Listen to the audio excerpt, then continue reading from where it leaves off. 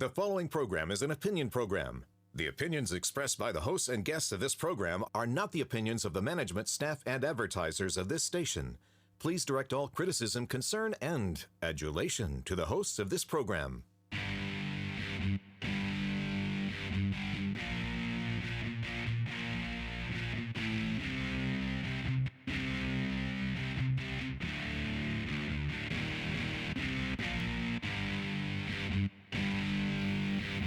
Welcome to Alabama Politics. This week, I am Dale Jackson. I'm a radio talk show host. You can hear my shows Monday through Friday from 5 to 9 a.m. on WVNN in North Alabama, and then in Birmingham from 10 until 11. It's the fastest hour of radio on your radio dial on Talk 99.5. With me, as always, is Mecca Music. She is the CEO of 256 Today.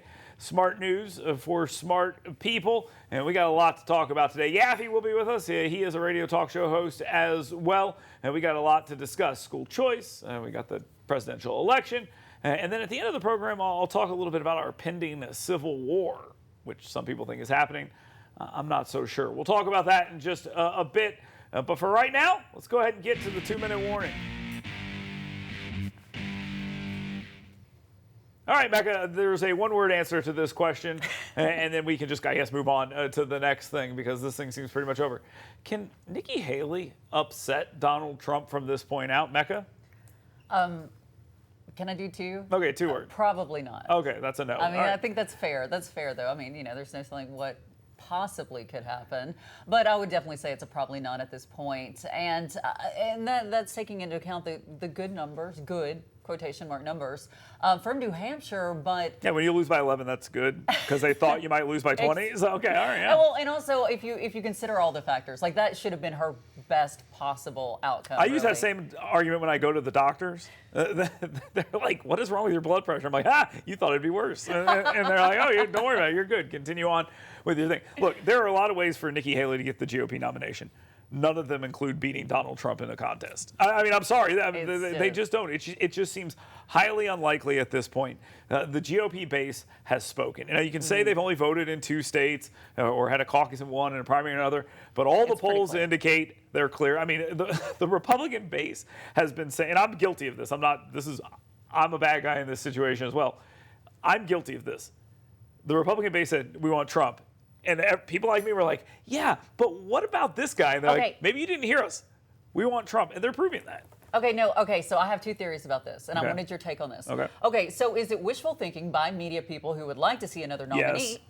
Or the other thing media people do, and I've been guilty of this as well, you try to make things exciting. You try to make it a little more exciting. The problem is this: they cannot will anything to happen in a GOP primary. Yeah, that's true. They just can't. They can't do it. They don't have the stroke. They don't have the credibility anymore. The whole thing is almost like and the reason why Trump is so powerful and good at this is because he represents a 6'3", 215-pound middle finger to the media. I mean that's what he represents. Am I wrong?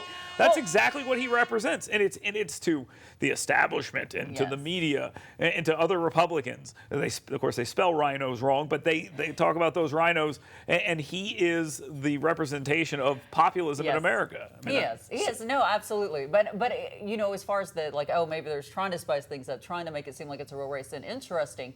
I mean, really, it's hard to get more interesting. Then they should not have attempted to destroy Ron DeSantis from the very beginning. Okay, so that would have probably been a better fight. But all right, let's move on. Let's talk a little bit about school choice. Now, look, school choice comes up a lot on this program. I talk about it all the time. I am a big fan of school choice. I always say this. I said the schools in Alabama are not good enough for my kid, and they're not good enough for your kid either. Only I have the opportunity to send them to a school that I want, and I think you should as well. That's where I come down on school choice. That's a simple way of looking at it. That's going to require some real changes in the Alabama legislature, and that's where all of this comes down.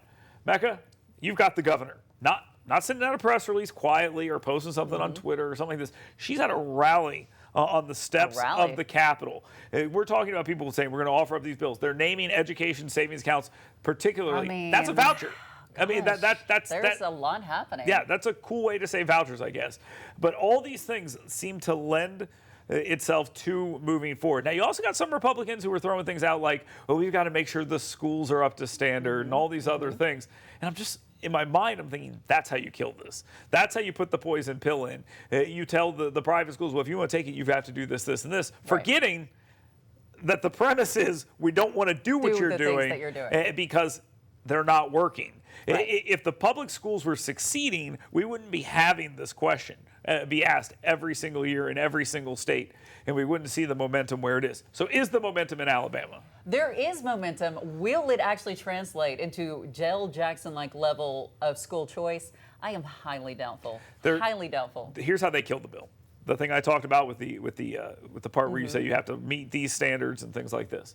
The other way that they kill it is the public school component. Yes. There seems to be this push about, well, Madison has to take it, Mountain Brook has to do this, and all these other things, and you're going to see a lot of problems there. They should drop that component from the whole thing.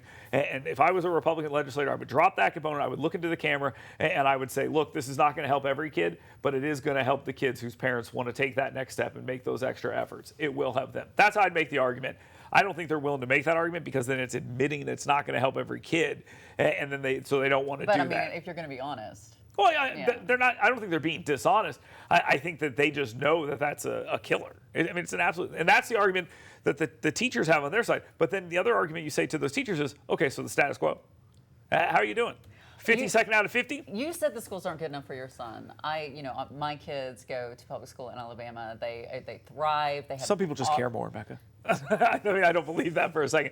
But they're so terrible. But you know that there are excellent schools in Alabama. So I think you were wrong when you just say that across the board. Absolutely. But I want people to have the same options I have. I want them to have the same opportunities. And that's an argument, and the momentum. That's an argument that is gaining momentum. Is it a passion? Is it passionate enough yet? Is it a passion project for enough voters at this point, though? It is a passion project for the right people. Okay. That's how I'll put it. We're not done with that, I'm sure. We're not done with this either. Gambling. I will spend this weekend in Tampa, quote, gambling my face off. Okay, that will be what I will be doing.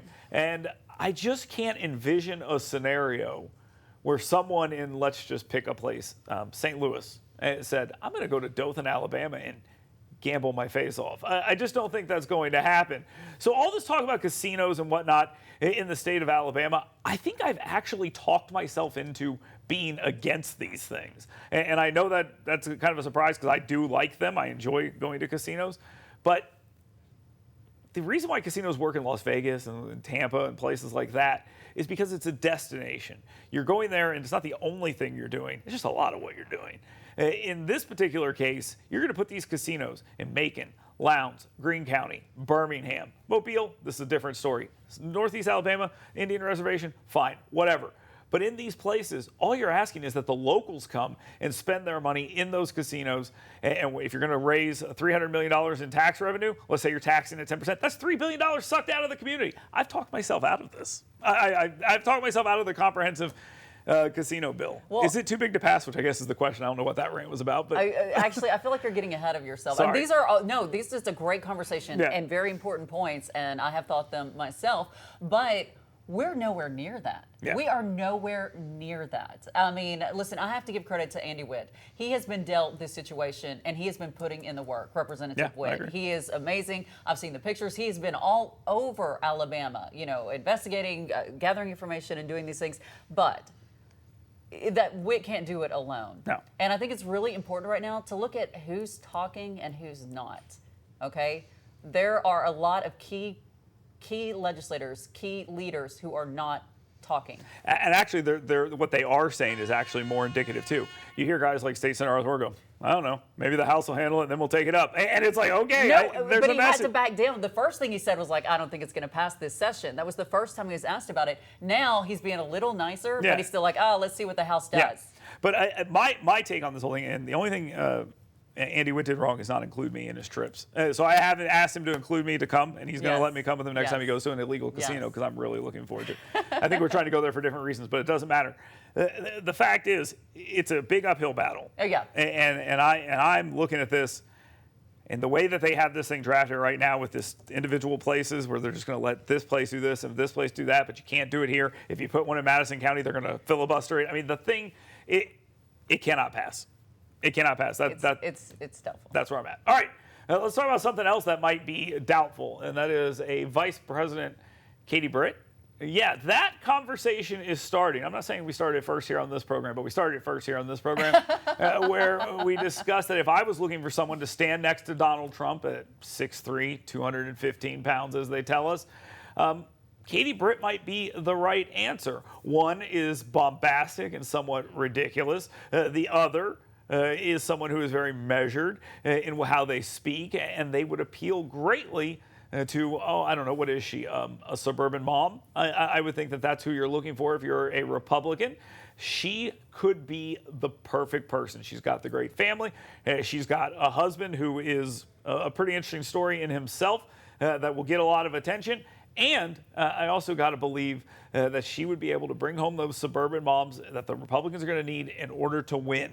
You can take that package and you can look. Mike Pence is the polar opposite of Donald Trump, yes. And Katie Britt is like the polar opposite on the other side of Donald Trump. I think it's a perfect fit. Is it too soon? Probably. No. Would it be brilliant? Yes. Okay, I've got a lot of questions for you about this. Okay, so, and it's not just us who had talked about this. There's a ton of political analysts, pundits coming out, and she's on everybody's list. She's at the top of a few of their lists, okay? And they say the same things you are saying. But let's talk about it from a broader standpoint. Do you think it definitely needs to be a woman? I mean, because there's other women's names. It doesn't matter. It doesn't matter which woman. And just to be clear, since it's 2024, it has to be a biological woman. Okay. Stop. Okay. Okay. Hey, someone might be like, Caitlyn Jenner. I mean, you never know. So I'm just telling you, it's got to be a biological woman. And again, there's a few, I think, in the running. There's odds on this. I think Stefanik was number one at the new odds. The correct answer is Nikki Haley, by the way. I'm just telling you that right now. I know Republicans will hate that. I know. If you want to win, the policies are going to be Donald Trump's. Let the face of it be Nikki Haley. I mean, that's the correct answer if you're looking for that. And look. That's not going to happen, though. But says who? Okay. I mean, I'm telling you. Are you trying to tell me that Donald Trump holds grudges to the point where he won't bring people in when it can benefit him? I disagree with that. I think he will absolutely. Okay. Absolutely. But the longer she fights, the less likely it is. Okay, there. And also, here's the other thing. Let's think about it from the perspective of those who pledge their allegiance to Donald Trump. It has not worked out very well for them for a lot of people. No kidding. What is the, so, that might be something they don't want to step into. Look, you always say, if he called me, I'd go tomorrow. Yeah. I mean, I don't think everybody would. She has nothing to lose. She goes up there and they lose, and she goes right back to continuing to be in the United States Senate. And then he's gone. Well, I mean, what if they win, though, and then, he gets mad at her? Oh, no, she'll just be vice president. I mean, where will she possibly go from there? She's lost. That's it's the all's lost. Remember Sessions, remember, there's been a lot of, by the wayside. If she wants to become vice president and then come back and run for Senate or something, maybe that'll be a problem if they go sideways. You take the job. Okay, Mr. President, call me. I'm in. All right, coming up next, Yaffe will be with us. We'll discuss some of these issues with him and more. Stay tuned.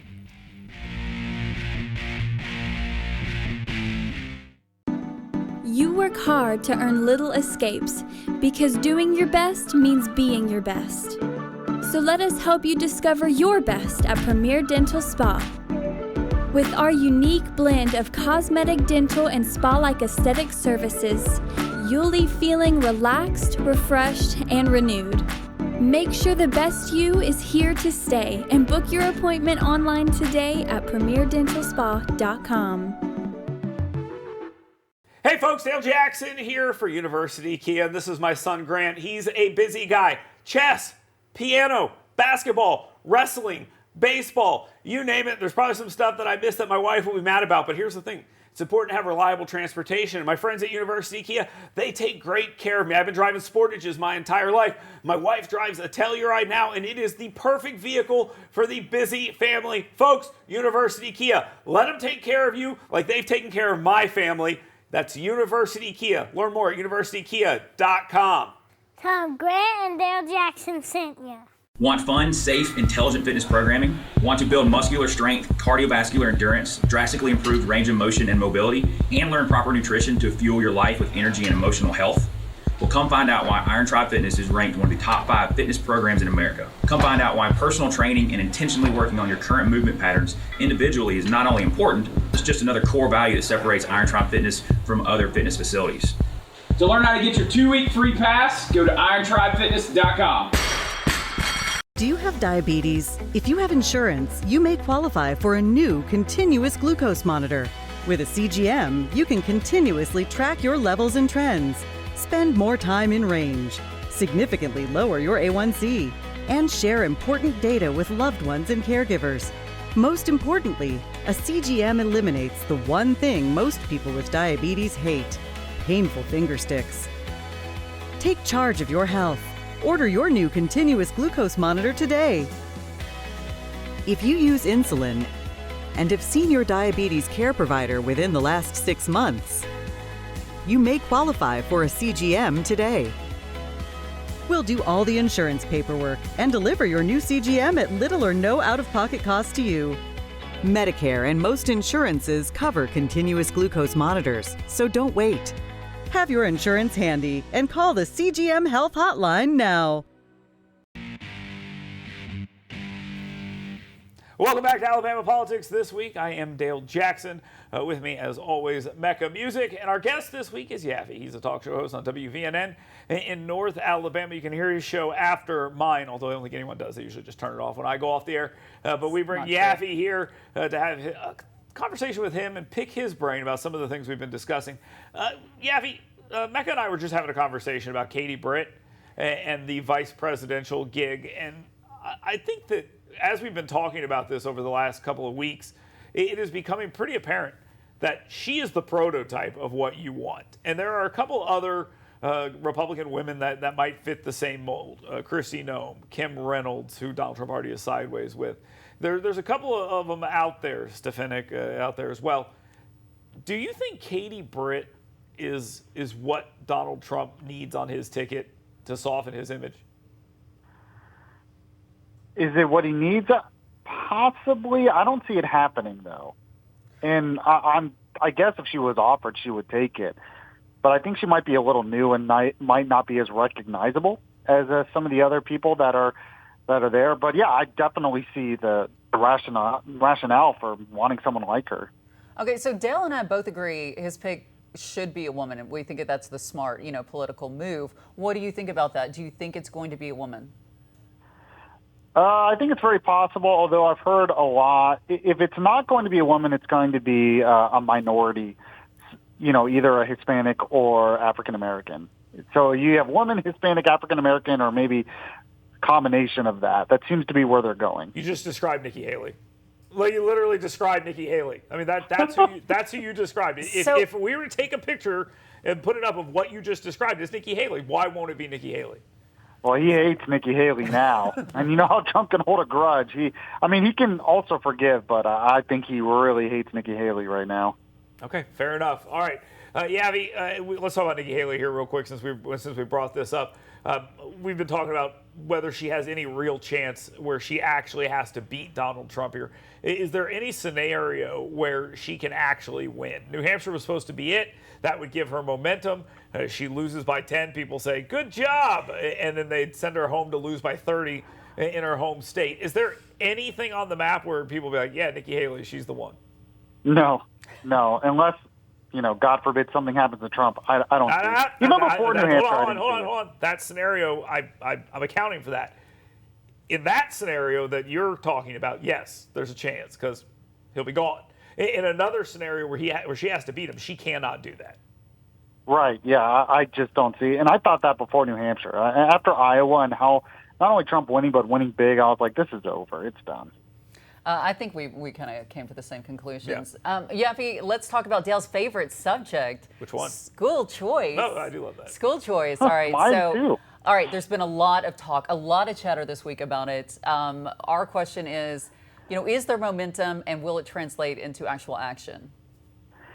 I think there is some momentum, and it comes from Kay Ivey. The fact that Kay Ivey, in her speech, not only promoted school choice, but specifically said educational savings accounts, I think that's a big deal.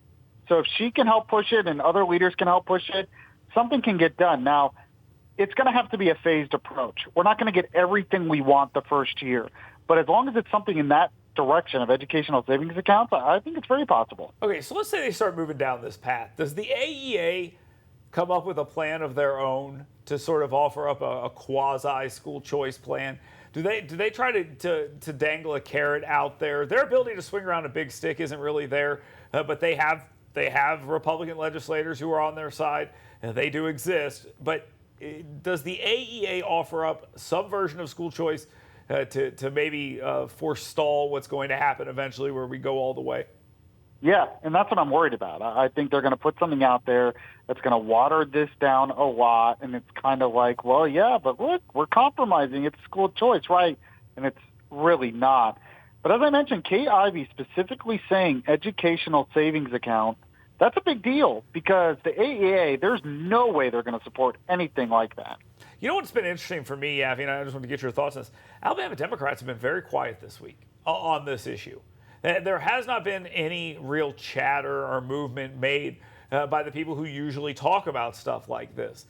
Christopher England, Wandel Gavan, those types. You have not heard anything from them. Mecca, am I wrong? No, the pushback has been, basically non-existent, or the alternate viewpoint. It's like they took the week off because it's school choice week. I mean, I'm not kidding. I'm not trying to be funny here. It is like they took the week off and said, well, we'll just let this conversation. Or maybe they don't think it. Maybe they think it's just all talk, like it has been in years past. Yeah, that's a real possibility. I think Congressman Brooks pointed this out on my show this week. He's like, the AEA spent a lot of money playing in the Republican Party, and that is going to be fruitful for them. So, Yavi, why have Democrats been so quiet about this? You would think they'd want to get out there and offer up the alternate opinion. I mean, I've watched some of the news coverage from across the state, and what I see is a very negative spin on school choice week and some of the straight news coverage of this. But they're offering the pushback that is non-existent anywhere else. Why do you think that is? Yeah, I don't really know. I feel like it's coming, though. Even though it's not there now, once the session starts, you're going to hear it. And you're going to hear the typical arguments. It's going to defund public education. It might just be because it's school choice week. So they're like, okay, just kind of let them do their thing, and then we'll oppose it later. Yeah, you're possibly right about that. I'm going to talk about the border here in the party shot here in just a second. But there is a real issue here. And the issue continues to grow. It's not getting any better. No one's dealing with it. It's almost like a little football they're kicking back and forth amongst Republicans and Democrats. Democrats say, hey, you can't do that. And Republicans say, well, why don't you do it? And they say, well, why don't you give us more money? And they said, because you just want to let more people in. It doesn't really seem like there's any chance for any real leadership on this issue in Washington, D.C.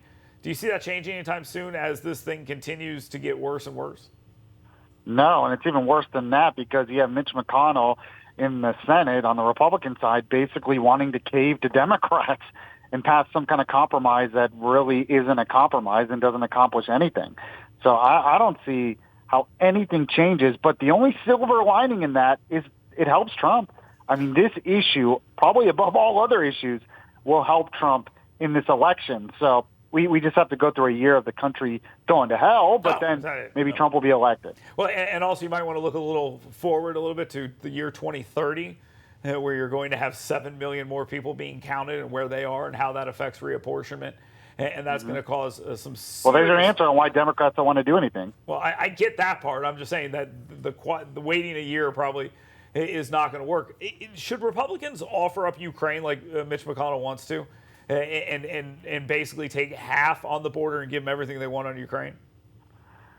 But I don't think the problem is they're not even giving half on the border. Like, what Mitch McConnell is proposing doesn't solve any of the problems. So why would they get rid of their main piece of leverage, which is Ukraine funding, in order to get something that doesn't really help anyway? Yeah, I think you're right about that, and I think that's probably where all of that is headed. Yavi, thank you very much. We appreciate you taking the time to join us today. Mecca is out of here, so the show gets a lot better because we get to the party shot next right here on Alabama Politics This Week. Want fun, safe, intelligent fitness programming? Want to build muscular strength, cardiovascular endurance, drastically improve range of motion and mobility, and learn proper nutrition to fuel your life with energy and emotional health? Well, come find out why Iron Tribe Fitness is ranked one of the top 5 fitness programs in America. Come find out why personal training and intentionally working on your current movement patterns individually is not only important, it's just another core value that separates Iron Tribe Fitness from other fitness facilities.